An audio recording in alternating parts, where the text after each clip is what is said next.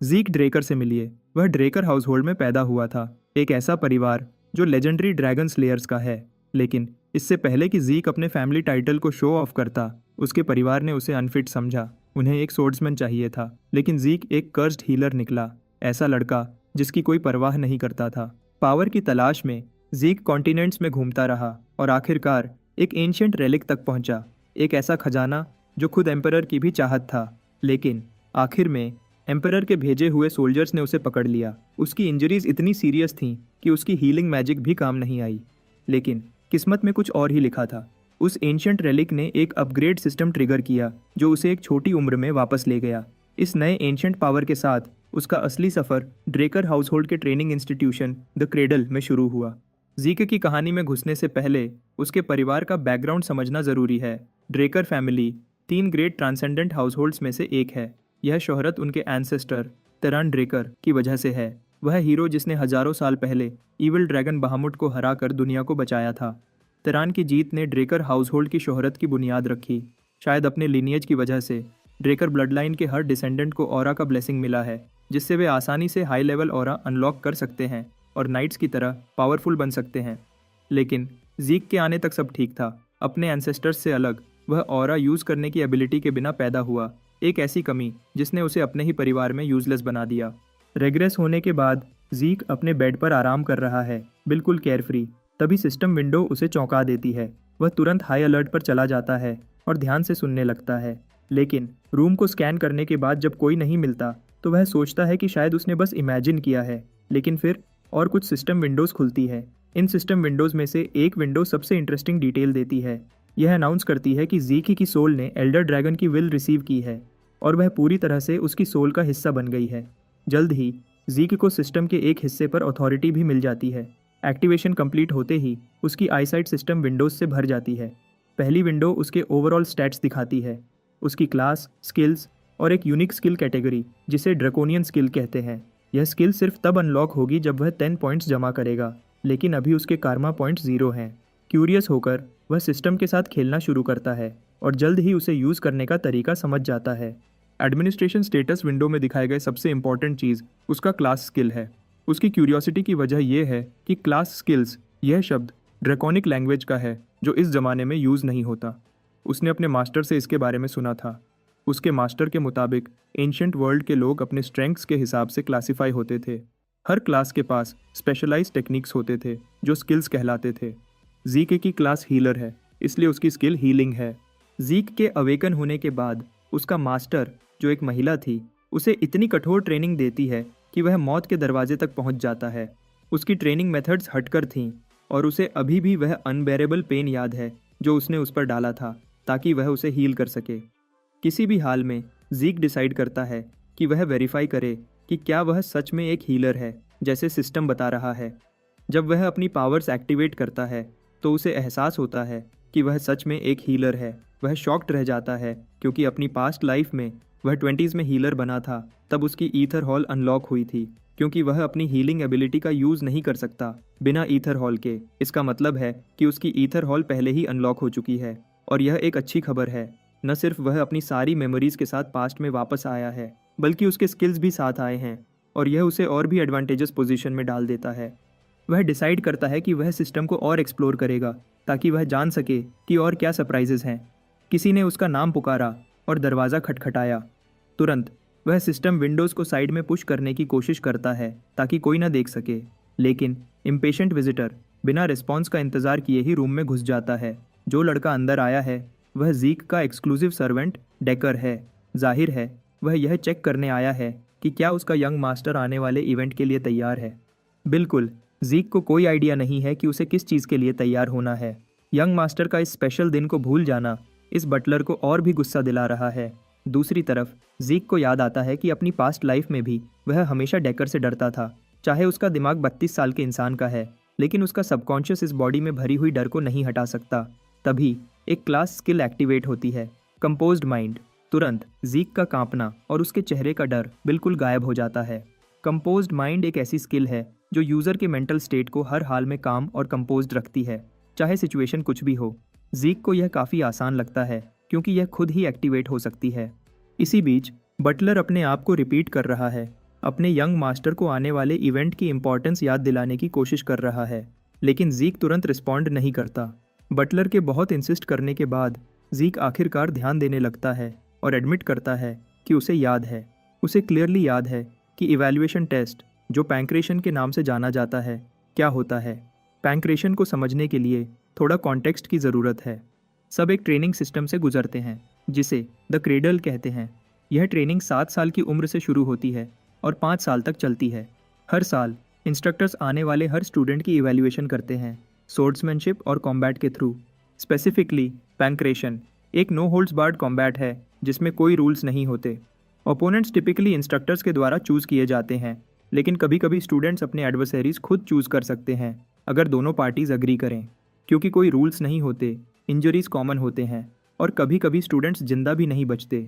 लेकिन क्योंकि यह कंपटीशन डिसाइड करता है कि स्टूडेंट्स एकेडमी में किस क्लास में प्लेस होंगे, बच्चों को अपनी पूरी स्ट्रेंथ से लड़ना पड़ता है।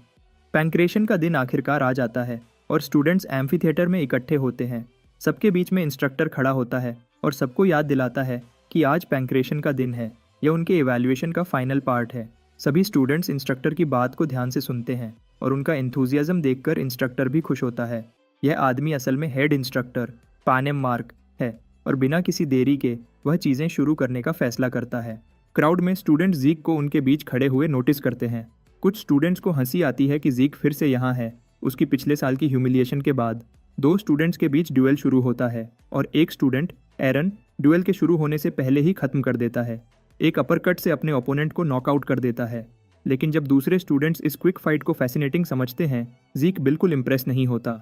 उसे याद है कि जब वह छोटा था तो ऐसे फाइट से डरता था, लेकिन अपनी पास्ट लाइफ में जो उसने फेस किया उसके सामने यह कुछ भी नहीं है।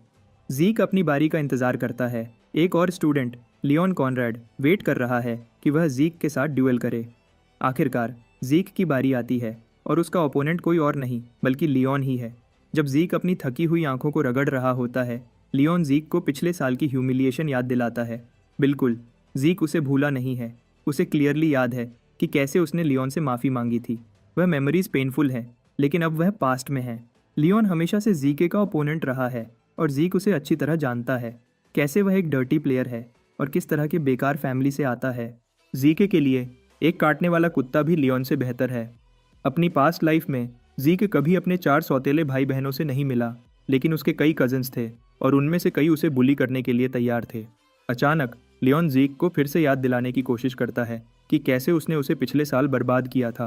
वह जीक से पूछता है कि क्या इतनी ह्यूमिलिएशन काफ़ी नहीं थी कि वह पैंक्रेशन में पार्टिसिपेट न करे। लियोन उसे बहुत बातें सुनाता है, लेकिन जीक क्यूकम्बर की तरह कूल रहता है और यह सब उसकी कंपोज्ड माइंड एबिलिटी की वजह से है। चाहे जीक काम है, लेकिन उसकी पेशेंस की भी एक लिमिट है। वह किसी को अपने बारे में बकवास करते हुए नहीं देख सकता।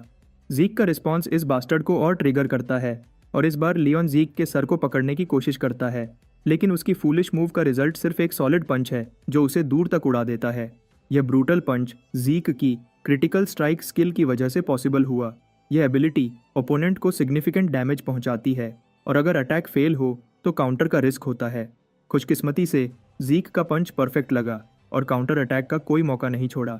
दूसरी तरफ वह बास्टर्ड अपने चेहरे को दबाते हुए दर्द से तड़प रहा है। जीक सोचता है कि उसका मकसद सिर्फ उसे नॉकआउट करना था, लेकिन एबिलिटी एक्टिवेट हो गई। इंस्ट्रक्टर तुरंत इंजर्ड ब्रैड की देखभाल करने आता है और जीक को डांट लगाता है कि उसने मैच शुरू होने से पहले ही अटैक क्यों किया।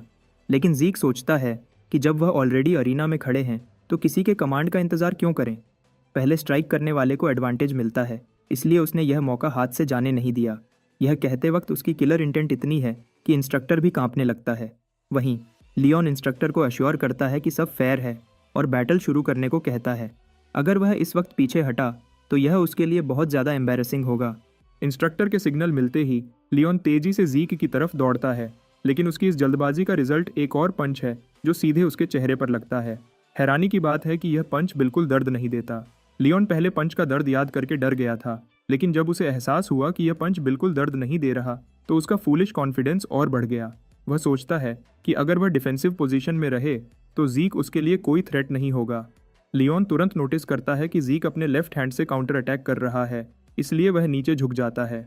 इस क्रिटिकल मोमेंट में वह जीक की वल्नरेबिलिटी का फ़ायदा उठाता है और उसे पकड़कर ज़मीन पर धकेलने की कोशिश करता है। लेकिन अचानक लियोन को इतनी तेजी से हिट मिलता है कि हमें भी नहीं दिखा कि क्या हुआ। वह पत्ते की तरह कांपने लगता है। इंस्ट्रक्टर भी कंप्लीटली बॉगल्ड है। वह समझ नहीं पा रहा कि उसने अभी एक 12 साल के बच्चे को वह स्लिक मूव करते हुए देखा है। जब लियोन ने जीक के काउंटर को डॉज किया और उसे नीचे धकेलने की कोशिश की, इंस्ट्रक्टर को यकीन था कि लियोन जीत जाएगा, लेकिन जीक ने लियोन की चिन पर पंच मारा और उसकी ग्रिप से बच गया। लियोन की गलती है कि उसने अपना गार्ड नीचे कर लिया, या सोचकर कि उसने जीक को पकड़ लिया है, लेकिन जीक क्यूकम्बर की तरह कूल रहता है। इस एग्जैक्ट और इफेक्टिव डैमेज के लिए जो कॉन्सेंट्रेशन और प्रिसीजन चाहिए वह एक फीट है। इंस्ट्रक्टर सोच रहा है कि क्या यह सच में वही जीक ड्रेकर है जिसे वह जानता था। दूसरी तरफ वह ब्रैटी बास्टर्ड उस ब्रूटल पंच के बाद बिल्कुल बिखर गया है। उसका दिमाग स्क्रैम्बल्ड है और रिएक्ट करने से पहले ही उसे एक और ब्लो मिलता है जो उसे ट्रिप कर देता है, लेकिन वह जल्दी से स्टेडी हो जाता है और अपने पंच से रिटेलिएट करता है। इस क्रिटिकल मोमेंट पर जीक की एक और क्लास स्किल ऑटोमेटिकली एक्टिवेट होती है, हाइटेंड सेंस। यह स्किल थोड़ी देर के लिए उसकी परसेप्शन को बढ़ा देती है। इस स्किल की मदद से जीक पंच को 960 फ्रेम्स पर सेकंड में स्लो मो में देख सकता है, जिससे उसे डॉज करना आसान हो जाता है। पंच के गुजरने के बाद जीक लियोन की आर्म को पकड़ता है और उसे ज़मीन पर गिरा देता है। अटैक इतना पावरफुल होता है कि ज़मीन के नीचे का हिस्सा भी टूट जाता है। एक और स्किल एक्टिवेट होती है, प्रिसाइज स्टैब, जो जीक को लियोन के वीक पॉइंट्स को टारगेट करने में मदद करती है ताकि क्रिटिकल डैमेज हो सके। लियोन को ज़मीन पर पिन करने के बाद जीक पंच करने के लिए तैयार हो जाता है। बेचारा लियोन उसे रुकने की भीख मांगता है, लेकिन जीक फिर भी पंच मारता है जो सीधे उसके चेहरे पर लगता है। इस बेरहमी से इंस्ट्रक्टर के साथ साथ देखने वाले लोग भी सरप्राइज हो जाते हैं। फाइनल हिट बहुत सेटिस्फाइंग लगता है और इस छोटे से बैटल के बाद जीके को एक सुकून का एहसास होता है। वह खुश है कि इस शो के बाद उसके दूसरे कजिन्स भी उसे परेशान करने से पहले 2 बार सोचेंगे, लेकिन अगर वह कुछ भी करने की हिम्मत करेंगे तो जीक उन्हें हमेशा के लिए चुप करवा देगा। लेकिन लगता है कि यह सब इन बास्टर्ड्स में डर पैदा करने के लिए काफ़ी नहीं था। एक बेवकूफ़ जेकेन जीक को चैलेंज करता है और उसे अपना पैंक्रेशन ओपोनेंट चूज़ करता है। जीक को कोई फ़र्क नहीं पड़ता। उसे लगता है कि अगर जेकेन अकेला आएगा तो वह बोर हो जाएगा, इसलिए वह जेकेन को सुझाव देता है कि वह कुछ और स्टूडेंट्स को साथ ले आए ताकि चीज़ें और इंटरेस्टिंग हो जाएं। जीक एक और स्टूडेंट लियम स्टोन को कॉल करता है और सजेस्ट करता है कि वह जेकेन के साथ आए। जाहिर है लियम सिर्फ जेकेन का चमचा है। यह सजेशन जेकेन के लिए एक मुंह पर थप्पड़ जैसा है। यह आइडिया कि उसे जीक जैसे वीक से लड़ने के लिए किसी की मदद की ज़रूरत है वह बर्दाश्त नहीं कर सकता, लेकिन जीक उसके बटन्स पुश करता रहता है जो इस ट्रैश को और गुस्सा दिला देता है। जेकेन अब जीके की कुत्ताई करने का वेट कर रहा है। जब दोनों कंटेस्टेंट्स अरीना में खड़े होते हैं, इंस्ट्रक्टर इस बार जीक को वार्न करता है कि कमांड से पहले मूव न करे, लेकिन लगता है कि जेकेन अपने सर्वेंट को साथ ले आया है जो जीक को और खुश कर देता है। आखिरकार जीक की पास्ट लाइफ में लियम एक एक्सेप्शनल फाइटर की रेपुटेशन रखता था और उसने मर्सिनरी किंग का टाइटल भी हासिल किया था। जेकेन का सर्वेंट होने के नाते लियम क्रेडल एकेडमी में शामिल हुआ था, लेकिन एक दूर का रिश्तेदार होने की वजह से उसकी एजुकेशन को नज़रअंदाज किया गया।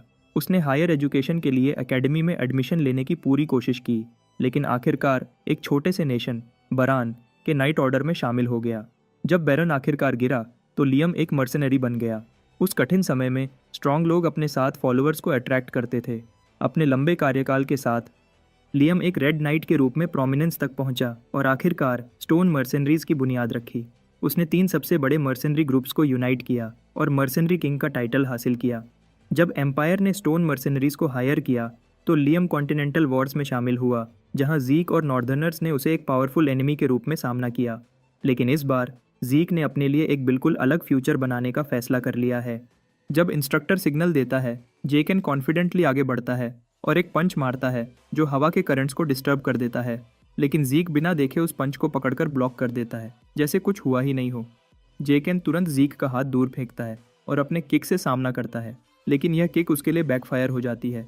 जब उसका किक कनेक्ट होता है तो उसे बहुत दर्द महसूस होता है। पता चलता है कि उसने जीक के स्ट्रॉन्ग बैरियर को हिट किया है जो उसके एल्बो के गिर्द बन गया था और इससे जेकेन की लेग को बहुत डैमेज हुआ है। जब जेकेन अपनी इंजर्ड लेग को देखता है, जीक तुरंत आगे बढ़ता है और अपनी स्किल एक्टिवेट करके पंच मारने के लिए तैयार हो जाता है। बेचारा जेकेन अपने चेहरे को प्रोटेक्ट करने की कोशिश करता है, लेकिन जीक का मकसद उसके चेहरे पर पंच मारना नहीं था। जीक उसकी रिब्स पर एक पंच मारता है जो जेकेन को बहुत सारा केचप तोकने पर मजबूर कर देता है। यह ओवर कॉन्फिडेंट बास्टर्ड आखिरकार ज़मीन पर गिर जाता है। अपना फख्र और बहादुरी खो चुका है। वह गुस्से में अपने साइड किक को जीक को मारने का ऑर्डर देता है। अब जीक का सामना लियम से है और यह बास्टर्ड सीरियस किलिंग वाइब्स दे रहा है। लियम की लंबी रीच जीक के लिए एक सीरियस डिसएडवांटेज है, इसलिए जीक पहले अटैक करने का फैसला करता है। वह रेडी होता है और स्लैश स्किल का इस्तेमाल करते हुए कुछ पंचेज मारता है। जीक इतनी तेज़ी से मूव करता है कि सिर्फ उसके शैडो दिखाई देते हैं, जो एक के बाद एक पंचेस फेंक रहे हैं। यह स्किल एनिमी की नज़र को पूरी तरह से ख़राब कर देती है। जो लोग पास खड़े देख रहे हैं वह असली डर महसूस कर रहे हैं। जीक का परफॉर्मेंस देखकर वह शॉक्ड हैं। जीक जानता है कि वह क्यूरियस और कंफ्यूज्ड है, क्योंकि उन्होंने ऐसा कुछ पहले कभी नहीं देखा है। जिस सोसाइटी में सब स्वॉर्ड से लड़ते हैं, एक फाइटर की फिस्ट फाइटिंग टेक्निक देखना एक रेयर बात है, चाहे यह एबिलिटी कितनी ही कमाल की हो। लेकिन यह जीक के बॉडी पर भी बहुत बोझ डालती है। लेकिन सबसे बड़ा चैलेंज लियम का मॉन्स्टरस फिजिक है। वह कोई काउंटर अटैक्स या डॉजेस नहीं कर रहा, बल्कि बस अपने गार्ड के साथ सब कुछ सह रहा है। जीक को पता है कि वह सही डैमेज नहीं कर पा रहा, इसलिए वह एक फाइनल पावरफुल स्ट्राइक की तैयारी करता है, जो लियम के गार्ड को तोड़ने के लिए काफ़ी होगा। लेकिन जब जीक स्ट्राइक करता है, लियम बिना किसी मुश्किल के उस अटैक की दिशा चेंज करके अटैक डॉज कर लेता है। जीक और भी गुस्से में आ जाता है, क्योंकि लियम ने तो ब्लिंक तक नहीं किया, जैसे कुछ हुआ ही नहीं हो। अगले ही पल लियम मौका पकड़ता है और जीक को हवा में उठाकर ज़मीन पर पटकने की तैयारी करता है। लेकिन जीक ऐसा नहीं होने देता। वह तुरंत लियम के सर पर स्ट्राइक करता है। उसकी class skill heightened sense activate हो जाती है और इस एडवांटेज का इस्तेमाल करके वह लियम को डेडली नेक होल्ड में लॉक कर लेता है, जिससे लियम की ऑक्सीजन सप्लाई कट हो जाती है।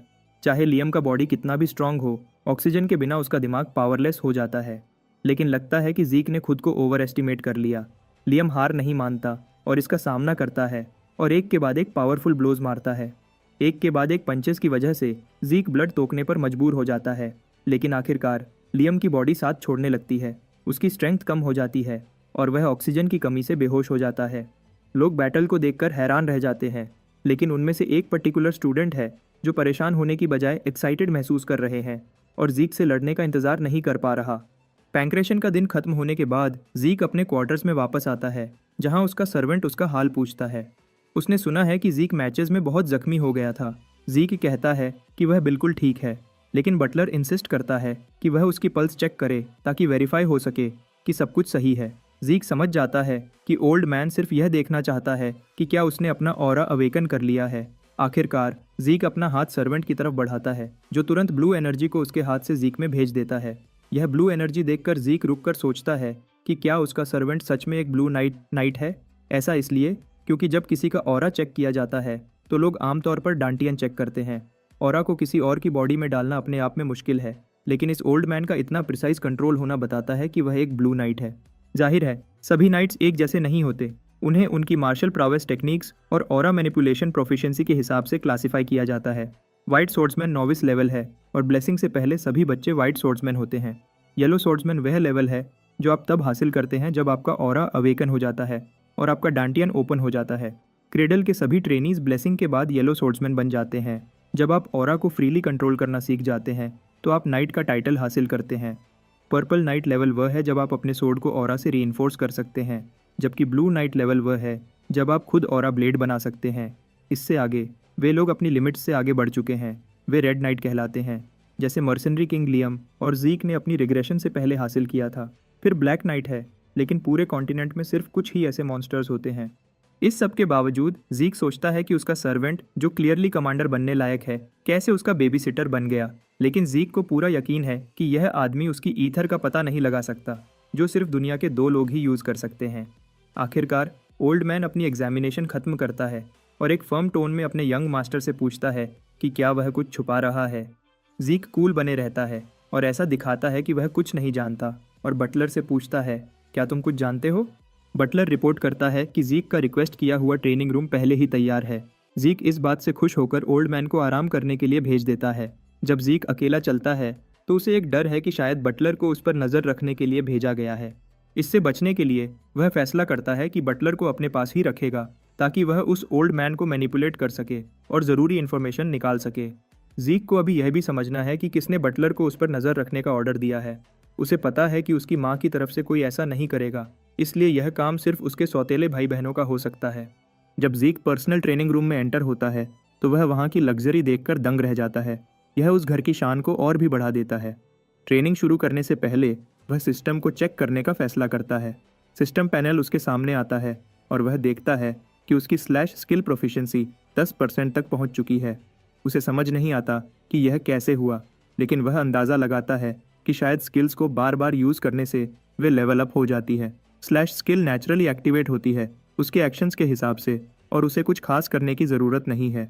वह समझ पाता है कि अगर वह कुछ नया सीखेगा तो वह भी यहाँ स्किल के रूप में ऐड हो सकता है।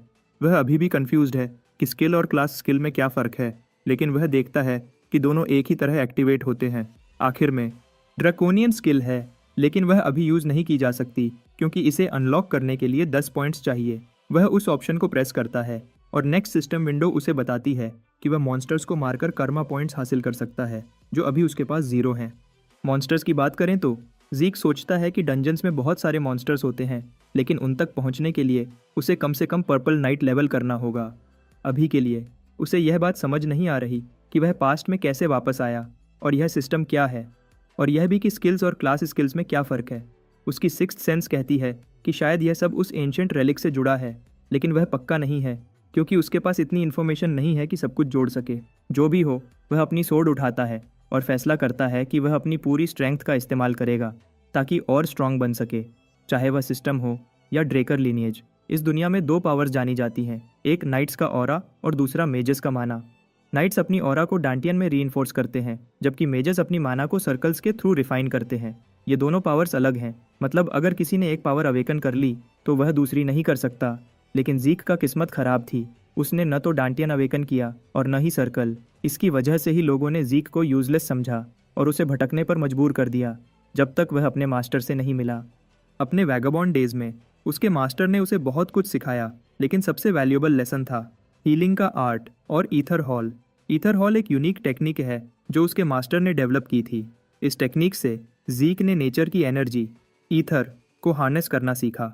आज तक वह और उसका मास्टर ही सिर्फ इस दुनिया के 2 ईथर यूजर्स हैं। सिर्फ 2 घंटे की ट्रेनिंग के बाद ज़ीक को लगता है कि वह बेहोश होने वाला है, लेकिन उसकी क्लास स्किल हीलिंग एक्टिवेट हो जाती है और साथ ही एक और क्लास स्किल विगर रिकवरी भी। हीलिंग एक बहुत रेयर स्किल है जो ज़ीक को अपने मास्टर से मिलने से पहले नहीं पता थी। अगर कोई उसे यह स्किल यूज़ करते हुए देखे तो उसे IR रेगुलर का लेबल लगा देंगे। इसीलिए उसने लियम से लड़ते समय यह स्किल यूज़ नहीं की और रूम में वापस आने के बाद ही खुद को हील किया। जब उसका बॉडी पूरी तरह रिकवर हो जाता है तो वह प्रैक्टिस जारी रखता है। वह जानता है कि वह एक पल भी जाया नहीं कर सकता। सुबह तक ज़ीक बिल्कुल थका हुआ लगता है। पूरी रात बिना रुके ट्रेनिंग करने के बाद पूरा हॉल उसकी मेहनत का सबूत है, जहाँ फ्लोर पर बहने और सोड के गहरे निशान हैं। कुछ समय बाद 1 हफ्ता गुजर जाता है और हम खुद को क्रेडल कैफेटेरिया में पाते हैं। वहाँ ज़ीक कुछ स्टूडेंट्स को अपने बारे में बात करते हुए सुनता है। वह सोचते हैं कि वह बिल्कुल अलग इंसान बन गया है क्योंकि वह एक बॉर्न लूज़र है। वह सोचते हैं कि शायद ज़ीक ने ब्लैक मैजिक में हाथ डाला है। दूसरी तरफ एक प्राइवेट लाउंज में सभी बिग शॉट स्टूडेंट्स डिनर कर रहे हैं। सबसे पहले राइना है जो स्टेक खा रही है, फिर ओवेन जिमन्स है जो काम और कंपोज्ड है, और उनके सामने लियोन बैठा है जिसने मार खाई है और बिल्कुल हारा हुआ लग रहा है। ओवेन उसे कहता है कि वह सही से खाए क्योंकि उसे सोर्ट्समैनशिप ड्यूएल के लिए एनर्जी की ज़रूरत होगी, लेकिन लियोन किसी भी वजह के बिना इरिटेट हो जाता है और टेबल पर इतना ज़ोर से हाथ मारता है कि उसका जूसी स्टेक ज़मीन पर गिर जाता है। इस टेबल स्लैम की वजह से रेना का स्टेक भी प्लेट से उड़कर गिर जाता है, जिससे वह बिल्कुल गुस्से में आ जाती है। रेना का गुस्सा अब आखिरकार लियोन को थोड़ा ठंडा कर देता है। जाहिर है ये चारों स्टूडेंट्स ज़ीक से नफरत करते हैं, इसलिए ये कोई हैरानी की बात नहीं है कि वे एक साथ हैं। लेकिन चाहे वे एक ही ग्रुप में हैं, उनके बीच इतना अच्छा तालमेल नहीं है। ज़ीक के लिए नफरत उन्हें एक साथ जोड़ रही है। ओवेन मानता है कि ज़ीक पैंक्रेशन में बहुत ब्रेव और इम्प्रेसिव था, लेकिन वह पक्का है कि सोर्ड्समैनशिप में ज़ीक हार जाएगा। जहाँ तक उसे पता है, ज़ीक को सोर्ड पकड़ना भी सही से नहीं आता, इसलिए वह किसी के लिए भी कोई खतरा नहीं है। उनमें से एक स्टूडेंट यह भी कहता है कि ज़ीक इतना कमज़ोर है कि उसे एक रिक्वेस्ट पर एक सोर्ड बनवाना पड़ा क्योंकि आम सोर्ड्स उसके लिए बहुत भारी थे। फिर भी लियोन के लिए यह समझना मुश्किल है कि वह कैसे उस नाली के कीड़े से हार गया। वह लगता है कि ज़ीक पैंक्रेशन में सिर्फ लक की वजह से जीता है, लेकिन लगता है कि रेना उनकी बात से सहमत नहीं है। अगर वे लोग सच में यह बकवास मानते हैं तो उनमें से किसी को भी ड्रेकर हाउसहोल्ड का नाइट बनने का हक तो नहीं है। यह कहकर वह रूम से बाहर निकल जाती है। ड्यूएल के दिन से पहले कुछ चीज़ें जानना समझना ज़रूरी है। पैनक्रेशन से अलग सोर्ड ड्यूएल्स में रियल सोर्ड्स का इस्तेमाल होता है, जो क्रेडल में सबसे ज़्यादा इंसिडेंट्स का कारण बनती है। यह वह जगह है जहाँ कैडेट्स के स्किल्स का फ़र्क बिल्कुल साफ दिखाई देता है। फाइनल एग्जाम्स के 1 महीने बाद ब्लेसिंग राइट शुरू होगा, वह इवेंट जहाँ ड्रेकर अपनी ऑरा अवेकन करते हैं। ड्यूएल का दिन आखिरकार आ गया है। और इंस्ट्रक्टर जीक को आने का ऑर्डर देता है। हमारा हीरो बिल्कुल रिलैक्स्ड स्टेज पर आता है, अपने कंधे पर एक जायंट सोर्ड लिए हुए। यह सोर्ड उससे भी बड़ी है। सभी इसे देखकर हंसते हैं, सोचते हैं कि जीक को लगता है कि बड़ा सोर्ड एकता बेहतर है और इससे उसे कुछ फ़ायदा होगा। दूसरी तरफ से रेना आती है, जो बिल्कुल गुस्से में लग रही है और जीक को चैलेंज करती है। हमारा हीरो इस चैलेंज को एक्सेप्ट करने के लिए बिल्कुल तैयार है और वह बिना किसी देरी के हाँ कर देता है। रेना को यह बात बिल्कुल पसंद नहीं आती कि जीक इतनी आसानी से एक क्लेमोर उठा रहा है। अब जब वह उसे फेस टू फेस देख रही है तो उसे एहसास हो रहा है कि यह वही जीक नहीं है जिसे वह जानती थी। वह जीक जो सोर्ड सही से पकड़ भी नहीं पाता था। अब उसका प्रेजेंस इतना गहरा है कि राइना नर्वस महसूस करने लगती है, लेकिन वह जल्दी ही खुद को संभाल लेती है। उसे खुद पर गुस्सा आता है कि वह जीक से डरने का सोच भी कैसे सकती है। अब पीछे हटना कोई ऑप्शन नहीं है, खासकर जब राइना खुद चैलेंज किया है। दूसरी तरफ जीक भी नर्वस महसूस कर रहा है। वह जानता है कि उसकी आर्म टेक्निक्स इस ड्यूएल में काम नहीं आएंगी, क्योंकि लाइटनिंग नाइट रेना टेरोन के खिलाफ लड़ना कोई मजाक नहीं है। यह मौत को दावत देना है। रेना टेरोन, जिसे जीक की पास्ट लाइफ में सब लाइटनिंग नाइट के नाम से जानते थे। रेना ने कॉन्टिनेंटल वॉर्स में अपना नाम बनाया और नेक्स्ट जनरेशन के ड्रेकर में से एक सबसे महान के रूप में पहचानी जाने लगी। वह उन कुछ रेयर लोगों में से है जिन्होंने ब्लेसिंग राइट से पहले ही अपनी ऑरा अवेकन कर ली थी। जीक को याद है कि रेना ने अपनी ऑरा कुछ साल पहले अवेकन की थी, लेकिन क्रेडल में उसने इसका इस्तेमाल नहीं किया क्योंकि वह अपने फंडामेंटल्स को इम्प्रूव करने पर फोकस कर रही थी। ड्यूअल शुरू होने का सिग्नल मिलते ही दोनों कंटेस्टेंट्स अपनी सोर्ड्स क्लैश कर देते हैं। पहली क्लैश के बाद रेना पीछे हटकर फिर से उस पर अटैक करती है। एक स्ट्राइक से वह जीक को पीछे धकेल देती है। सिर्फ इन 2 स्ट्राइक्स से ही जीक यह समझ जाता है कि रेना उसकी एक्सपेक्टेशंस से भी बेहतर है। रेना फिर से उस पर अटैक करती है, अपनी सोर्ड को जितनी तेजी से स्विंग कर सकती है कर रही है और एरिया को स्पार्क्स से रोशन कर देती है। बैकग्राउंड में उसके दोस्त घबराए हुए हैं, उसे एक ही स्ट्राइक में जीक को खत्म करने के लिए कह रहे हैं, लेकिन उनमें से एक वाइजर स्टूडेंट इन इडियट्स को याद दिलाता है कि रेना जीक के साथ खेल नहीं रही, यह जीक है जो उसे पीछे धकेल रहा है। रेना की नज़र से वह जीक के अटैक में गलतियां साफ देख रही है, लेकिन हर बार जब वह उनका फ़ायदा उठाकर अटैक करने की कोशिश करती है, उसकी सोर्ड जीक की सोर्ड से ब्लॉक हो जाती है, जैसे वो जानबूझकर उसे यह गलतियां दिखाकर उसके साथ खेल रहा हो। और भी गुस्से की बात यह है कि जब वह एक अटैक ब्लॉक करता है तो वह जानबूझकर एक और गलती छोड़ देता है ताकि रेना उस पर स्ट्राइक करे। ऐसा लगता है कि यह ड्यूएल जीतने के लिए नहीं है, बल्कि रेना को सिखाने के लिए है। कुछ अटैक्स के बाद रेना आखिरकार पीछे हट जाती है, बिल्कुल थकी हुई। वह अपनी सांस लेने के लिए थोड़ा टाइम चाहती है, लेकिन जीक के चेहरे पर एक बूंद भी पसीना या थकान नहीं है। असल में वह बोर्ड लग रहा है, उसे रेना का परफॉर्मेंस इतनी इम्प्रेसिव नहीं लग रही। रेना बिल्कुल ईमानदारी से लड़ रही है, बिना किसी ऑरा के इस्तेमाल के। लेकिन यह कोई हैरानी की बात नहीं है, क्योंकि वह सबको अपने वीक समझती है। अब जब वे लड़ रहे हैं, जीक फैसला करता है कि वह उसकी मदद करे और उसे इस स्पर्धा से बाहर निकाले। वह जानबूझकर एक लो स्टांस लेता है, जैसे वह एक ही मूव में गैप क्लोज करने वाला है। रेना अपनी स्पीड पर कॉन्फिडेंट है और इस पर ज़्यादा ध्यान नहीं देती, लेकिन एक पल में जीक गैप क्लोज कर लेता है और उसके सामने आ जाता है। रेना को रिएक्ट करने का मौका भी नहीं देता। वह अपनी सोर्ड इतनी ज़ोर से स्विंग करता है कि उसकी जायंट ब्लेड की फोर्स से ज़मीन क्रैक हो जाती है। दूसरी तरफ रेना श्योर है कि जब तक उनके बीच डिस्टेंस है, वह उसके मूव्स पर रिएक्ट कर सकती है। जीक अपनी सोर्ड हवा में स्विंग करता है, लेकिन उसका मकसद उसे हिट करना नहीं था, बल्कि उसकी स्विंग की फोर्स से उड़ने वाले पत्थर रेना के चेहरे पर लगते हैं, जिससे उसकी नाक इंजर हो जाती है। अगले ही पल जीक अपनी भारी सोर्ड लेकर उस पर अटैक करता है। जब रेना देखती है कि वह शाइनी ब्लेड उसकी गर्दन से कुछ ही सेंटीमीटर्स दूर है, तो उसे लगता है कि अब उसका खेल खत्म। लेकिन हैरानी की बात है कि जीक की सोर्ड अचानक हवा में उड़ जाती है और कुछ फीट दूर गिरती है। इसके साथ ही क्राउड जीक को लूजर घोषित कर देता है और राइना को ऑरा के बिना जीतने की बधाई देता है। लेकिन इंस्ट्रक्टर को पता है कि यह सच नहीं है। वह इतना घबरा जाता है जैसे उसे पता चला हो कि उसके एक से ज़्यादा बाप हैं। कैडेट्स ने यह नोटिस नहीं किया था कि जब जीक का अटैक रेना के करीब आया तो उसने बहुत ही कम ऑरा का इस्तेमाल किया, इतना कम कि मुश्किल से ही नोटिस हो पाया। यह बात कि जीक ने उसे उसकी ऑरा यूज़ करने पर मजबूर कर दिया, जबकि उसने एकेडमी में दाखिल होने तक ऑरा न इस्तेमाल करने का वादा किया था, बिल्कुल चौंका देने वाली बात है। जब राइना वहीं खड़ी होती है, उसके चेहरे पर निराशा साफ दिखाई देती है। उसे अपने वादे को तोड़ने का अफसोस है। तभी जीक अपनी मुट्ठी बनाकर उस पर अटैक करता है और उसके गले पर स्ट्राइक करता है, उसे याद दिलाता है कि यह अभी खत्म नहीं हुआ है। राइना घुटनों के बल गिर जाती है और उसके मुंह से केचप बहने लगता है। कैफेटेरिया में बैठने वाले दोस्तों में से एक बुजदिल इसे देखकर बिल्कुल गुस्से में आ जाता है, क्योंकि यह तो सोर्ड ड्यूअल था और वह जीक के इस घटिया अटैक को बर्दाश्त नहीं कर सकते। सभी लोग जीक की तरफ उंगलियां उठाते हैं, उसे शेमलेस कहकर बदनाम कर रहे हैं। लेकिन जीक बिल्कुल भी परेशान नहीं है। वह कामली रेना से पूछता है कि क्या वह जारी रखना चाहती है।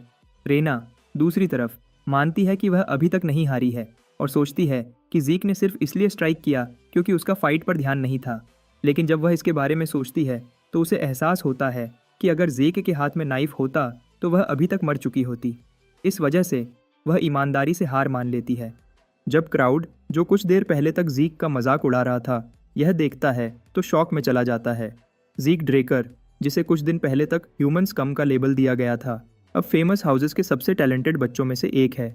यह बात कि Rena Toon, the lightning knight, हार गई, सभी के लिए बिल्कुल विश्वास के काबिल नहीं है। सीन अब एबल्स कासल में शिफ्ट होता है, जहां एक घातक बैटल खत्म हो चुका है और जिसमें लहू का डेरा छोड़ा गया है। विलियम यह हॉरिफिक सीन देखता है और समझ नहीं पाता कि एबल कैसे शांति से चाय पी रहा है, बिना किसी टेंशन के। एबल का ध्यान अब एक लेटर पर है, जिसमें जीक ड्रेकर की रेना द प्रोडिजी के खिलाफ जीत का जिक्र है। वह उठकर पूछता है कि ब्लेसिंग राइट में कितना टाइम है, क्योंकि फुल मून तक काफ़ी टाइम है। एबल को लगता है कि ड्रेकर फैमिली को विजिट करना सही रहेगा। यह सुनकर विलियम शॉक्ड हो जाता है कि वह खुद जा रहा है, लेकिन इस सोर्ड मास्टर को जीक के अवेकनिंग के बारे में जानने की उत्सुकता हो रही है। जब जीक की जीत ने क्रेडल के बाकी सभी को हैरान कर दिया तो जीक ने अपनी अचीवमेंट पर ज़्यादा ध्यान नहीं दिया और बस अपनी ट्रेनिंग में वापस लग गया। जीत का जश्न मनाने से इनकार कर दिया। एक महीना गुजर गया और आखिरकार ब्लेसिंग राइट का दिन आ गया। जीक अभी भी समझ नहीं पा रहा है कि वह अपनी ओरिजिनल लाइफ में कैसे एक रेड नाइट बन गया, खासकर जब उसके पास इतना खराब बॉडी था। ट्रेनिंग खत्म करने के बाद वह स्टेटस विंडो ओपन करने का कमांड देता है।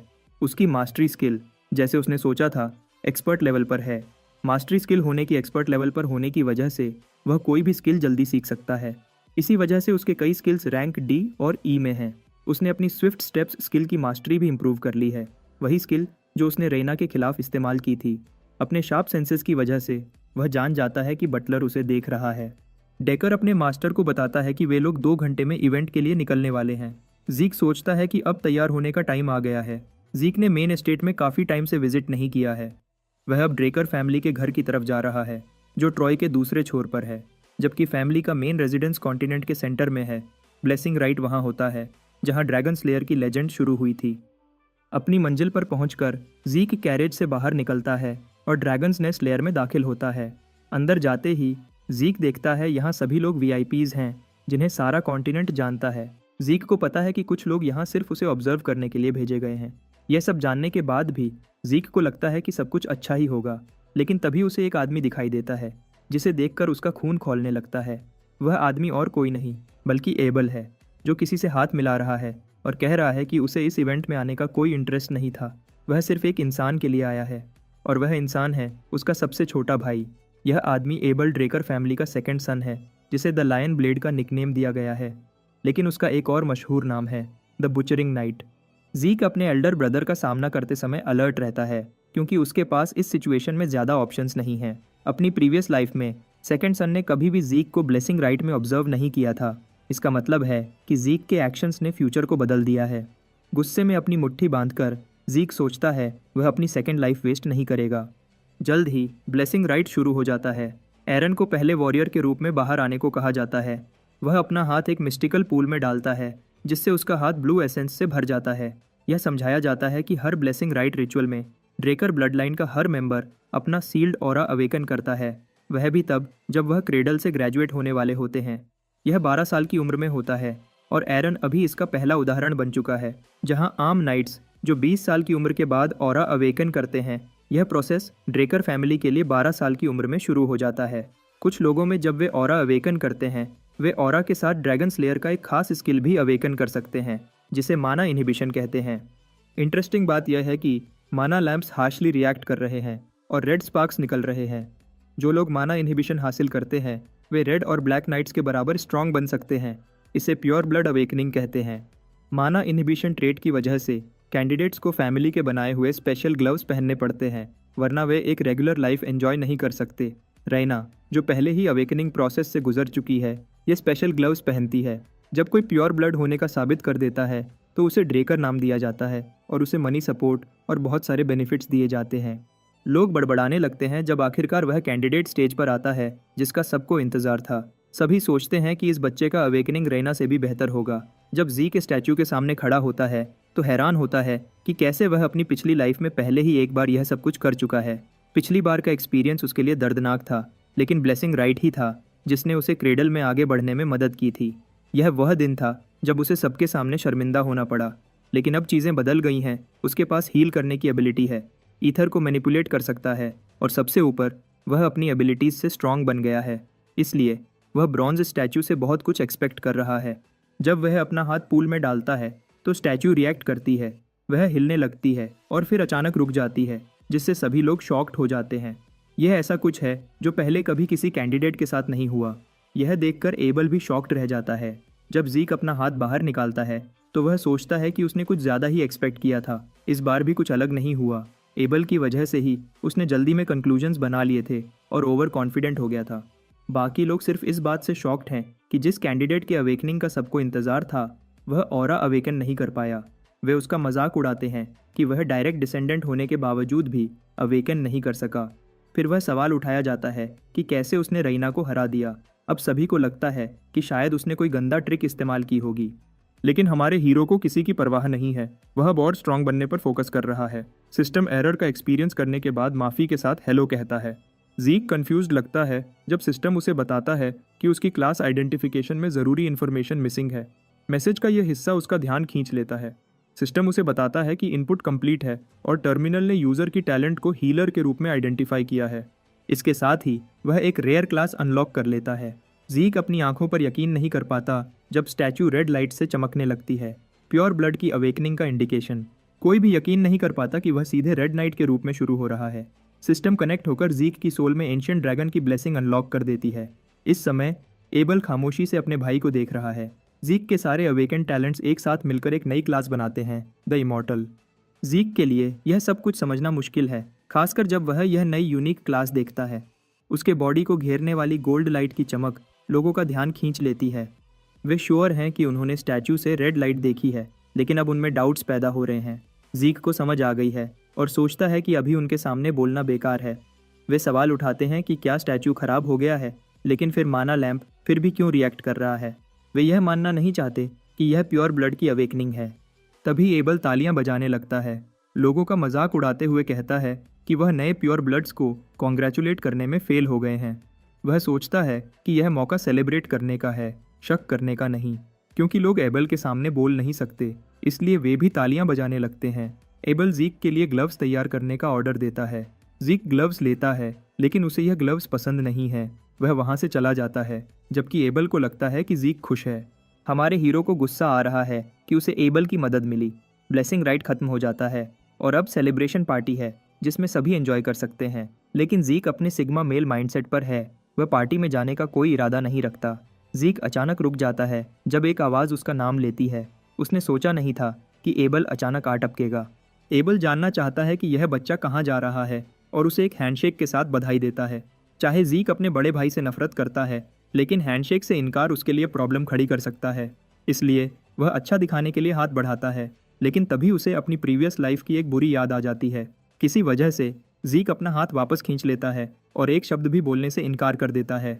एबल अपनी ईविल नेचर का हिंट देता है और इस ऑकवर्ड सिचुएशन के लिए अपने छोटे भाई को दोष देता है। ज़ीक के ख्याल में वह एक ऐसे आदमी से हाथ नहीं मिला सकता जिसे वह सबसे ज़्यादा घटिया समझता है। एबल को ज़्यादा परवाह नहीं है, वह उसे अलविदा कहकर चला जाता है और कहता है कि वे लोग फिर मिलेंगे।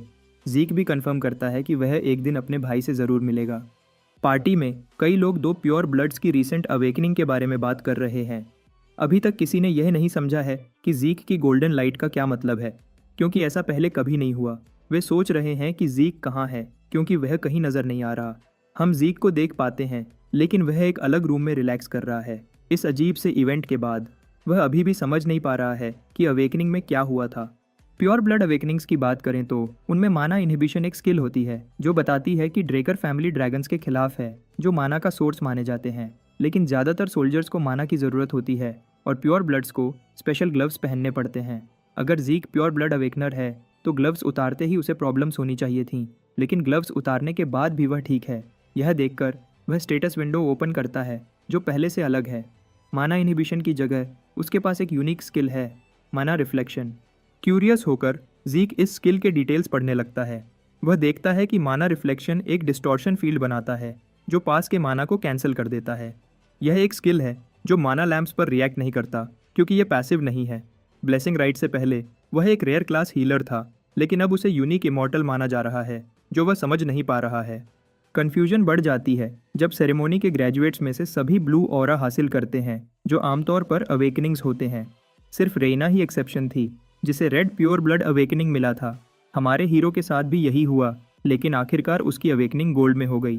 सिस्टम ने उसे बताया था कि क्लासिफिकेशन के लिए महत्वपूर्ण इन्फॉर्मेशन मिसिंग है। जीक सोचता है कि क्या ब्रॉन्ज स्टैचू अवेकनिंग के समय उसकी स्किल्स को मेजर कर रहा था। जब सिस्टम ने स्टैचू को ज़रूरी इन्फॉर्मेशन दी तो स्टैचू ने स्ट्रांगली रिएक्ट किया और रेड लाइट इमिट की। अब सब कुछ समझ में आ रहा है। जीक को लगता है कि स्टैचू का काम यह जज करना नहीं है कि किसी ने अवेकन किया है या नहीं, बल्कि उसका काम है उनकी क्लास की पावर को मेजर करना। रेड लाइट का मतलब है रेयर क्लास और गोल्ड लाइट का मतलब है यूनिक क्लास। और यह स्टैचू एक रेलिक है जो टाइम के पहले से यहाँ है। आजकल क्लास आइडेंटिफिकेशन का कॉन्सेप्ट नहीं है, इसलिए स्टैचू का सिर्फ एक ही काम है, अवेकन्ड लोगों को उनसे अलग करना जो अवेकन नहीं हुए हैं। लोगों ने रेड लाइट का मतलब गलत समझा है। वे सोचते हैं कि यह प्योर ब्लड अवेकनिंग है, जबकि असल में यह बताता है किसी को रेयर क्लास मिली है। सबसे इंटरेस्टिंग बात यह है कि क्लैन फैमिली का हेड भी अभी तक इस बात से अनजान है। जीक देखता है कि उसके पास 100 कार्मा पॉइंट्स आ चुके हैं। वह सोचता है कि शायद ये पॉइंट्स सेरेमोनी के समय उसे मिले हैं और वह उन्हें ड्रैकोनियन स्किल खरीदने में इस्तेमाल करने का फैसला करता है। परचेस के बाद सिस्टम में इन्फॉर्मेशन चेंज होती है। अब उसके पास बिगिनर स्किल्स का एक सेट है, जैसे dragon eyes, might of the dragon और डिवावर। पहले 2 स्किल्स तो उसे समझ में आ जाती हैं, लेकिन तीसरी स्किल डिवावर उसे समझ नहीं आती क्योंकि वह स्किल उसे कुछ पचाने में हेल्प करेगी। जीक अपने पॉइंट्स को किसी ऐसी चीज़ में इन्वेस्ट नहीं करना चाहता जिसके बारे में वह श्योर नहीं है, इसलिए वह ड्रैगन आइज और might of the dragon choose करता है। दूसरी स्किल इस्तेमाल करने में रिस्क है क्योंकि इसमें ऑरा का इस्तेमाल होता है और जीक के पास ऑरा नहीं है। अभी के लिए वह ड्रैगन आइज एक्टिवेट करता है ताकि देखे कि इसमें क्या खास बात है। शुरुआत में जीक को कुछ खास महसूस नहीं होता, न ही उसके सेंसेस में कोई नया फ़र्क दिखाई देता है, न ही उसके सराउंडिंग्स में। लेकिन जब वह गार्डन में स्टैचू को देखने के लिए विंडो खोलता है तो स्किल उसकी मैग्नीफिकेशन को बढ़ा देती है, जिससे वह दूर की चीज़ें करीब से देख सकता है। उसे ऑब्जेक्ट के बारे में डिटेल्ड इन्फॉर्मेशन भी मिलती है। स्टैचू की बनावट के बारे में इन्फॉर्मेशन उसके दिमाग में आ जाती है।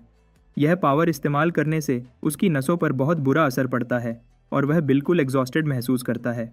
खुशकिस्मती से उसकी हीलिंग फैक्टर काम करने लगती है और उसकी एग्जॉस्शन को ठीक कर देती है।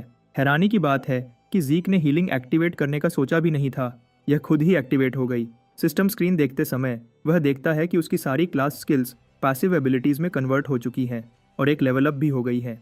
हीलिंग फैक्टर अब उसकी बॉडी को बिना एक्टिवेशन के रिपेयर कर सकता है। यह उसकी पिछली स्किल का बेहतर वर्जन है। चाहे हीलिंग बहुत ही ओपी लगती है, लेकिन इसे लगातार इस्तेमाल नहीं किया जा सकता, वरना वह पिछली लाइफ में मरा नहीं होता। हीलिंग फैक्टर पैसिव स्किल बन गई है और इसका टेस्ट करने के लिए जीक एक ब्लेड लेकर अपने हाथ पर हल्का सा कट लगाता है। सेकंड्स बाद हीलिंग फैक्टर ऑटोमेटिकली काम करने लगती है और कट को बिल्कुल ठीक कर देती है, कोई निशान तक नहीं छोड़ती। अकादमी से ग्रेजुएट होने में आमतौर पर 5 साल लगते हैं, लेकिन जीक कॉन्फिडेंट है कि वह यह काम 2 साल में कर लेगा। ड्रेकर एकेडमी सबसे बेहतर नाइट एकेडमी है। कोई भी जोशीला नाइट इसमें दाखिल होने के लिए कुछ भी बेचने को तैयार है। यह एकेडमी ट्रॉय सिटी के सेंटर में है, जो हर नए सेमेस्टर के साथ नई जिंदगी से भर जाती है। जब जीक दूसरे स्टूडेंट्स के बीच चल रहा होता है तो वह देखता है कि हायर रैंक्ड स्टूडेंट्स नाइट से कम नहीं हैं। अगर इन लोगों का क्रेडल के स्टूडेंट्स से कंपैरिजन करें तो वे सिर्फ ग्रेट फैमिलीज़ के बच्चे लगते हैं। जीक सोचता है कि उसकी पूरी फैमिली बिखरी हुई है। ड्रेकर फैमिली को सपोर्ट करने वाली 3 ग्रेट ब्रांच फैमिलीज़ हैं जिन्हें ग्रेट फैमिलीज़ कहते हैं। पहली है टर्न ऑफ स्ट्रेंथ, जिसका हिस्सा रेना है। दूसरी है जिमन्स ऑफ विजडम और तीसरी है वीसी फैमिली ऑफ गोल्ड। इन तीनों फैमिलीज़ के बच्चे भी यहाँ हैं, लेकिन जीक उनके बारे में एक सेकंड भी सोचने को तैयार नहीं है। सीन अब high class dormitory platinum mention में शिफ्ट होता है। यह हाई क्लास डॉर्मेट्री एक ट्रेनिंग हॉल, एक बड़ी लाइब्रेरी और यहाँ हर तरह के प्रीमियम फैसिलिटीज़ मौजूद हैं। सबसे बेहतर प्योर ब्लड अवेकनर्स को एक एडिशनल प्रिविलेज मिलता है, फ्लोर मास्टर का टाइटल। यह फ्लोर प्लैटिनम फ्लोर के नाम से जाना जाता है। एक मेड हमारे हीरो का स्वागत करती है और उसे उसके असाइंड फ्लोर तक ले जाया जाता है जहाँ बाकी लोग इंतज़ार कर रहे हैं। यहाँ पहुँचकर जीक इतने सारे लोग देखकर थका हुआ महसूस करता है। उसे बताया जाता है कि डेकर दूसरे रूम में उसका इंतज़ार कर रहा है। जीक टाइम बर्बाद किए बिना उसे मिलने चला जाता है। बटलर अपने मास्टर को कुछ दिखाना चाहता है। वह उसे प्रीमियम ग्लव्स दिखाता है जो उसने अवेकनिंग के समय हासिल किए थे। जीक के पास पहले से ही नए ग्लव्स हैं, लेकिन अब उसकी नज़र एक नई सोर्ड पर है। वह अपनी ब्लेड चूज करता है और बटलर बिना सवाल जवाब के उसे सपोर्ट करता है। ट्रॉय का दूसरा हिस्सा पहाड़ियों के करीब है, इसलिए यहाँ अच्छे आयरन और स्किल्ड क्राफ्ट्समैन की कमी नहीं है जो एलमनाई की पावर को बढ़ा देते हैं। डेकर यंग मास्टर के लिए एक क्राफ्ट्समैन ढूंढना चाहता है, लेकिन जीक अपने लिए ब्लैकस्मिथ खुद ढूंढने जाएगा। गैलन हैल्बर्ट का नाम बटलर ने पहले कभी नहीं सुना है। वह उन्हें पर्सनली देखना चाहता है और वह इस आदमी से कांटेक्ट करके अपॉइंटमेंट फिक्स कराएगा। साथ ही वह जीक को याद दिलाता है कि कल उसकी पहली क्लास शुरू होने से पहले डॉक्यूमेंट्स को एक बार देख ले। बाद में जीक नोट्स पढ़ रहा होता है जब उसे एक इंटरेस्टिंग चीज़ नज़र आती है। प्लैटिनम फ्लोर उसके लिए रिजर्व है। अब वह अपनी नई ड्रैकोनियन स्किल्स टेस्ट करके उसे डेवलप कर सकेगा। एक मेड यंग मास्टर को बताती है कि रैना ने उसे डिनर का इनविटेशन भेजा है। जीक सुनकर शॉक्ड हो जाता है और विजिट करने का फैसला करता है। वह उसके फ्लोर पर पहुंचता है और थोड़ा हैरान होता है क्योंकि रैना वहां कोई अजीब सी गेम खेल रही है। वह उसका स्वागत करती है और यूनिक डिनर सेटिंग के लिए माफ़ी मांगती है। जीक को कोई एतराज़ नहीं है और वह अपनी सीट पर बैठ जाता है। वे दोनों पहले खाना खाते हैं और फिर बात करते हैं। टेबल के सामने बैठी रैना को ऑब्जर्व करते हुए जीक समझ जाता है कि वह अपनी पेट में ऑरा का इस्तेमाल कर रही है, और वह भी इस मुकाम पर जब हम एक कैजुअल डिनर कर रहे हैं। वह सोचता है कि शायद वह पर्पल नाइट बनने की कोशिश कर रही है, जो एक्सप्लेन कर सकता है कि उसकी सोर्ड स्किल्स अपनी लिमिट तक क्यों पहुंच चुकी हैं। ऐसा करके वह अपना पोटेंशियल वेस्ट कर रही है। डिनर खत्म करने के बाद जीक एग्जॉस्टेड और सरप्राइज्ड होता है क्योंकि रैना ने उससे ज़्यादा खाना खाया है। जब दोनों का पेट भर जाता है तो रैना बात के असल मुद्दे पर आना चाहती है। वह जीक को टून फैमिली का फुल सपोर्ट ऑफर करती है। जीक सोचता है कि यह कोई गलतफहमी है और उसे याद दिलाता है कि हम दोनों प्योर ब्लड अवेकनर्स हैं।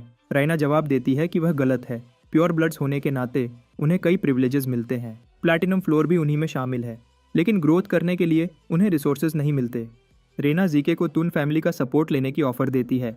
रेना अपनी बात दोबारा कहती है, लेकिन हमारे हीरो का मूड उसकी फीलिंग्स के साथ खेलने का है। वह नो कह देता है, जिससे रेना शॉक्ड हो जाती है। वह समझ नहीं पा रही कि वह यह डील क्यों नहीं मान रहा है। इसमें जीक का ही फ़ायदा है। जीक अपनी सीट से उठकर वापस जाने का इरादा करता है और कहता है कि उसे इस डील में कोई इंटरेस्ट नहीं है। खाना खिलाने का बदला चुकाने के लिए वह एक पर्सनल एडवाइस शेयर करता है।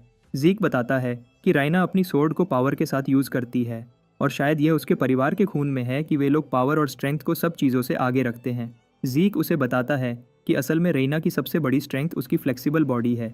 वह उसे कहता है कि वह अपने दुश्मन पर सीधे अटैक करने की जगह अपने लाइट बॉडी का इस्तेमाल करके उन पर अटैक करे। जीक सोचता है कि अगर वह ऐसा करे तो वह पहले से भी ज़्यादा स्ट्रांग बन जाएगी। यह कहकर वह वहाँ से चला जाता है, रैना को गुस्से में छोड़कर। रैना अपने स्ट्रेंथ का इस्तेमाल करना चाहती है जो उसकी फैमिली इस्तेमाल कर रही है। उसने अब तक यही किया है, लेकिन वह जीक की बात इग्नोर नहीं कर सकती। उसे भी लगता है कि फैमिली में नाम बनाने के लिए उसने फैमिली ट्रेनिंग ली, जिसकी वजह से उसका स्वॉर्ड स्टाइल ऐसा हो गया है। जीक ने यह बात पकड़ ली थी। जब रैना छोटी थी और एक जीनियस के रूप में प्रेज्ड होती थी तो किसी ने उसे कोई एडवाइस नहीं दी थी।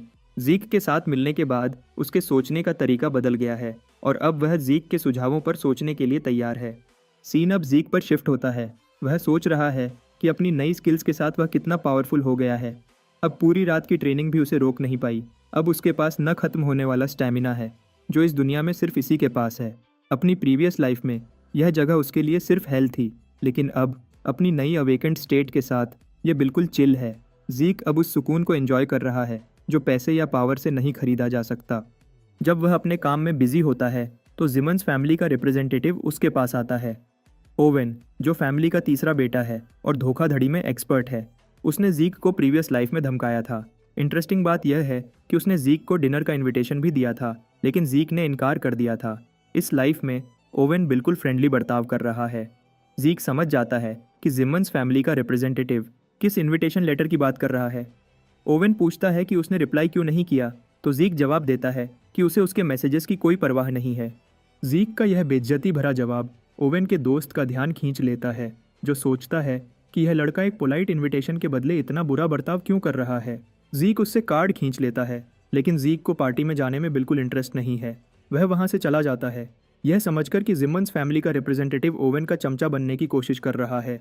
अचानक से यह बास्टर्ड हिम्मत दिखाता है और जीक पर अटैक कर देता है। जीक अटैक ब्लॉक कर लेता है, जबकि उसने उसके पेट पर ऑरा से वार किया।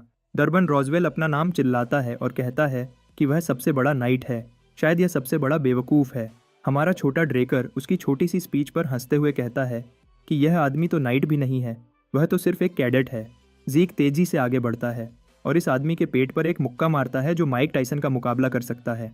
यह उसे ज़मीन पर गिरा देता है, जबकि जीक खुशी से जिमन्स फैमिली के अगले बंदे को चैलेंज करता है कि वह भी आकर उसके मुकाबले का मजा चखे।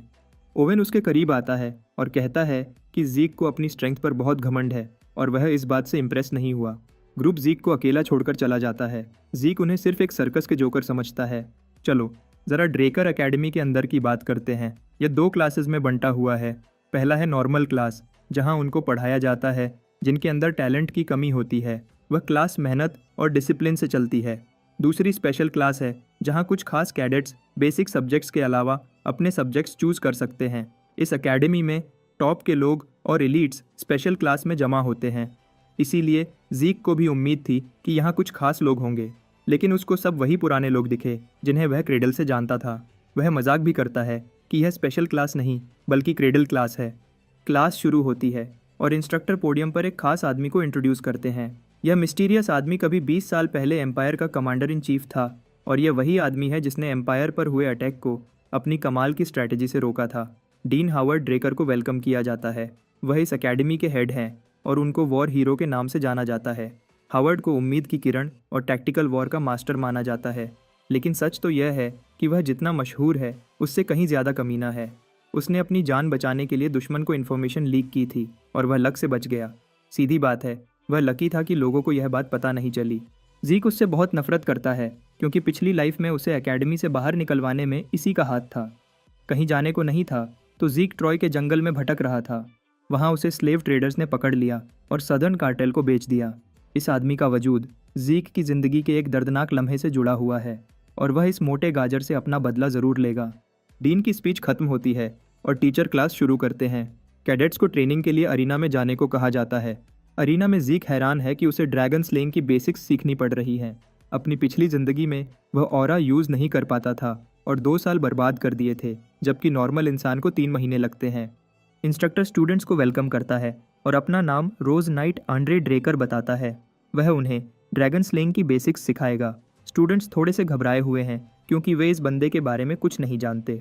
जीक को नाम सुनकर याद आता है, एंड्रे प्योर ब्लड अवेकनर नहीं है, फिर भी वह एकेडमी से जल्दी ग्रेजुएट हो गया था और वालहाला से वैलेडिक्टोरियन बना था। वह ड्रेकर फैमिली से भी नहीं है, लेकिन उसका टैलेंट इतना कमाल का है कि उसने ड्रेकर फैमिली का नाम हासिल कर लिया। यह वह बंदा है जिसके बारे में तुम्हारी गर्लफ्रेंड कहती है कि टेंशन लेने की कोई बात नहीं। जीक मानता है कि स्पेशल क्लास के टीचर्स सब अलग लेवल के हैं, लेकिन यह बंदा अपनी खराब बर्ताव के लिए मशहूर है। आंड्रे उन्हें डेमोन्स्ट्रेशन देता है और कहता है कि चुप रहो ताकि वह क्लास शुरू कर सके। वह कैडेट्स को अपनी तलवारें निकालने को कहता है। उसकी नज़र जीक की स्पेशल सोर्ड पर पड़ती है जो बाकी तलवारों से बहुत बड़ी है। जीक दिखाता है कि इस सोर्ड को चलाना उसके लिए कितना आसान है। आंद्रे उसे गुस्से में अरीना में आने को कहता है और सोचता है यह लड़का ओवर कॉन्फिडेंट हो रहा है, अपने से बड़ी तलवार लेकर आया है। लेकिन यह तो टिपिकल टीचर वाली बात है और जीक ने जानबूझकर यह तलवार नहीं उठाई। अपनी प्रीवियस लाइफ में भी वह ऐसी ही तलवार यूज़ करता था। वह अकड़ कर बोला, मैं इस वेपन से इंस्ट्रक्टर को हरा सकता हूँ। यह सुनकर आंड्रे को गुस्सा आ गया। सीन इतना टेंस हो गया कि जीक के सिस्टम ने मेंटल डिफेंस स्किल एक्टिवेट कर दी ताकि वह सिचुएशन हैंडल कर सके। आंद्रे भी रेडी हो गए, अपनी तलवार निकालने लगा ताकि इस लड़के को दिखा सके कि बातों में और करने में फ़र्क होता है। लेकिन जीक तो यही चाहता था। इंस्ट्रक्टर जीक की जीत के लिए एक कंडीशन रखता है, वह लड़के के घमंडी वर्ड्स को इग्नोर करेगा और उसे अपनी क्लास में कुछ भी करने की इजाज़त देगा। इंस्ट्रक्टर यह भी कहता है कि वह ईजी जाएगा और अपनी ऑरा भी यूज़ नहीं करेगा, लेकिन यह तो बिल्कुल जीक के एडवांटेज में खेल रहा है। वह अपनी एबिलिटी पर इतना कॉन्फिडेंट है कि वह आंड्रे को हरा सकता है क्योंकि उसे उसकी वीकनेस का पता है। लेकिन क्योंकि उसका भाई उसे देख रहा है, जीक अननेसेसरी अटेंशन लेने का रिस्क नहीं लेना चाहता। इसलिए उसका स्ट्रैटेजी है कि आंड्रे के यूनिफॉर्म को थोड़ा सा काट दे और फिर हार मान ले। फाइट शुरू होती है जब जीक अपने टीचर की गर्दन पर वार करता है, लेकिन आंड्रे अपने ब्लू नाइट स्किल्स दिखाते हुए उसके स्ट्राइक को डिफ्लेक्ट कर देता है। फाइट टफ होने वाली है और जीक को यह पता है। वह हर तरफ से अटैक करता है, लेकिन हर बार उसका टीचर क्विक रिएक्शन टाइम के साथ उसके सारे अटैक्स को डिफ्लेक्ट कर देता है। बाकी कैडेट्स देखकर हैरान होते हैं कि नाइट इतने ब्रिलियंट तरीके से जीक के अटैक्स को 30 मिनट तक हैंडल कर रहा है। इंटरेस्टिंग बात, आंद्रे अपनी ब्लेड को हिलाते हुए और बॉडी को थकता हुआ महसूस करता है। वह समझ नहीं पाता कि यह लड़का इतना एग्जॉस्टेड होने के बाद भी कैसे इतना स्ट्रांग परफॉर्म कर रहा है। फाइट अब आंद्रे के लिए डिफिकल्ट होती जा रही है। यह दिखाता है कि ड्रेकर फैमिली के प्योर ब्लड अवेकनर्स कितने काबिल हैं और उन्हें किसी और के साथ कंपेयर नहीं किया जा सकता। जीक अपने टीचर के कम स्टैमिना का फ़ायदा उठा रहा है। ऑरा की बात करें तो ड्रेकर फैमिली का ऑरा कल्टीवेशन अपनी यूनिकनेस के लिए जाना जाता है। वे लोग ट्रेनिंग हो या रोज़ के काम हर समय अपना ऑरा ट्रेन करते रहते हैं। यह सांस लेने की तरह आसान बन जाता है। अब जब आंद्रे अपना ऑरा यूज़ नहीं कर रहा तो वह खुद को कमज़ोर फील कर रहा है। यही बात जीक के लिए फ़ायदेमंद है। आंद्रे एक और बार जीक की ब्लेड को डिफ्लेक्ट करता है, लेकिन जीक हार नहीं मानता। उसका ईगो डिमांड करता है कि उसका ओपोनेंट ऑरा यूज़ करने पर मजबूर हो। जीक अपना स्ट्रैटेजी बदलता है ताकि आंद्रे अपना ऑरा यूज़ करे। वह ग्राउंड से जंप करके स्विफ्ट स्टेप स्किल एक्टिवेट करता है और आंद्रे के ब्लाइंड स्पॉट से लाइटनिंग फास्ट स्पीड से अटैक करता है। आंद्रे को समझ नहीं आ रही होती और जीक क्रिटिकल स्ट्राइक एक्टिवेट करता है। अपनी सारी पावर एक अटैक में डाल देता है। आंद्रे हैरान रह जाता है कि एक कैडेट इतना एडवांस्ड स्किल कैसे यूज़ कर सकता है। जब वह जीक की तरफ मुड़ता है तो वह अपने लेग में थोड़ी सी ऑरा डालकर अटैक डॉज कर लेता है। फिर कुछ देर बिना वेट किए आंद्रे स्काई स्लाइस एक्टिवेट करता है और जीक को उड़ा देता है। यह इतना पावरफुल अटैक था कि जीक की स्वॉर्ड डैमेज हो जाती है और वह इतना इंजर्ड हो जाता है कि उसका हीलिंग फैक्टर एक्टिवेट हो जाता है। जीक अरीना में गिर जाता है जबकि आंद्रे अपनी स्वॉर्ड शीथ करके गुस्से में जाने लगता है। आंद्रे अनाउंस करता है कि अब से जीक की क्लास ले या न ले उसकी चॉइस है। फिर वह पूछता है कि क्या कोई और है जो यह ट्राई करना चाहता है, क्योंकि सब जीके के साथ जो हुआ देखकर इतने डर गए हैं कि कोई आवाज़ तक नहीं उठाता। उसके गुस्से से सब इतने डर गए हैं कि कोई मुकाबला करने की हिम्मत नहीं दिखाता। इसके बाद क्लास दोबारा शुरू हो जाती है, लेकिन हमारा हीरो जीक हॉस्पिटल के बेड पर चिल कर रहा होता है और अपने परफॉर्मेंस को लेकर खुश हो रहा है। उसका ओरिजिनल प्लान जो आंद्रे का यूनिफॉर्म काटने का था वेस्ट हो गया, लेकिन उसने आंद्रे को ऑरा यूज़ करने पर मजबूर कर दिया। यह एक अच्छा रिजल्ट था क्योंकि उसने अपने टीचर को फाइट में टांग दिया था। लेकिन आंद्रे का आखिरी अटैक जो स्काई स्लाइस था वह ड्रैगन स्लेइंग आर्ट्स का सबसे बेसिक मूव है। स्काई स्लाइस एक बेसिक टेक्निक है, लेकिन जब एक ब्लू नाइट इसे यूज़ करता है तो यह बहुत पावरफुल बन जाती है। उसे अपनी इन्फिनिट स्टैमिना और हीलिंग पर भरोसा है, लेकिन वह जानता है कि सिर्फ ये दोनों चीज़ें काफ़ी नहीं हैं। अगर उसे आज़ादी से जीना है तो और स्ट्रांग बनना होगा। वह ऐसी पावर चाहता है जिसके सामने कोई न टिक पाए। जब वह सोच में डूबा हुआ है तब एक अजनबी उसे मिलने आता है। जीक हैरान रह जाता है क्योंकि हॉस्पिटल वार्ड में एक शराबी आखिरी चीज़ है जो वह देखना चाहता है। वह इस आदमी की प्रेजेंस को सेंस नहीं कर पाया। यह आदमी ड्रेकर फैमिली के पेट्रियार्क के बारे में कुछ बुरी बातें बोलता है। जीक पूछने की कोशिश करता है यह आदमी कौन है, लेकिन यह शराबी खाने पीने में बिजी है। यह आदमी जीक की रिजेनरेटिव एबिलिटीज़ के बारे में पूछना चाहता है क्योंकि वह एक सीरियस अटैक से कैसे बच गया। सिस्टम सिचुएशन के हिसाब से मेंटल डिफेंस एक्टिवेट कर देता है।